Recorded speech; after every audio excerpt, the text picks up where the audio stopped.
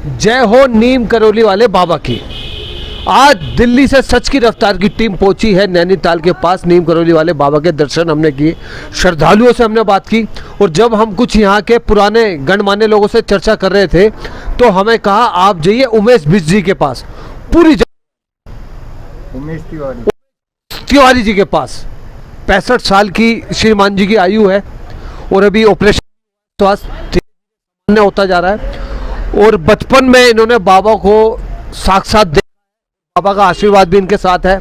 आइए कि वो क्या विचार रखते हैं, यहाँ श्रद्धालु जो आते हैं क्या विचार रखते हैं हमारे तिवारी जी। श्रद्धालु जो भी आते हैं बाबा सबकी मनोकामनाएं पूर्ण करते हैं और मान्यता पूरी होने पर कंबल चढ़ाते हैं बाबा को। जी, बाबा को साक्षात आपने देखा है। बाबा का जो रूप था, कहते हैं हनुमान जी का दूसरा रूप था, हनुमान जी की कृपा थी उनके ऊपर। हनुमान जी की कृपा क्या, वो तो साक्षात राम के अवतार थे। चलती हुई ट्रेन रुक जाती थी और जब वो आशीर्वाद देते थे तो ट्रेन चल जाती थी। बहुत बड़े बड़े चमत्कार उन्होंने किए, लोगों का तक कल्याण उन्होंने किया है। हाँ हाँ, और आप इस बात के गवाह हैं।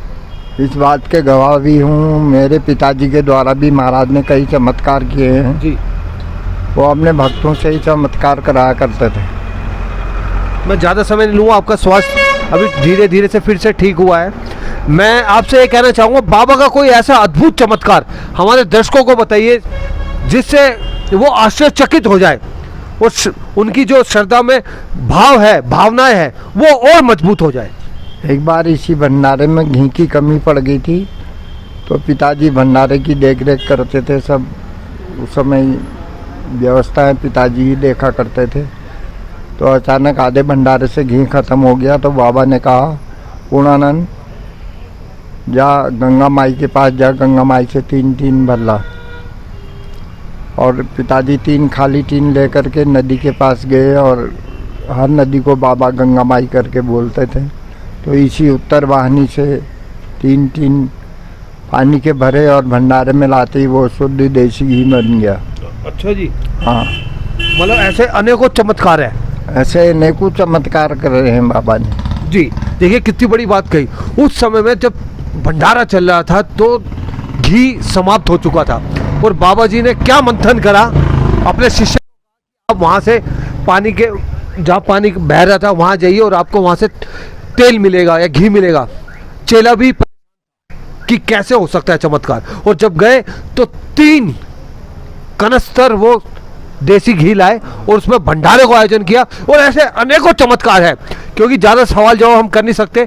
श्रद्धालुओं के लिए क्या संदेश देना चाहेंगे तिवारी जी? श्रद्धालुओं को महाराज के मार्ग पर चलना चाहिए, महाराज के बताए मार्गों पर चलना चाहिए।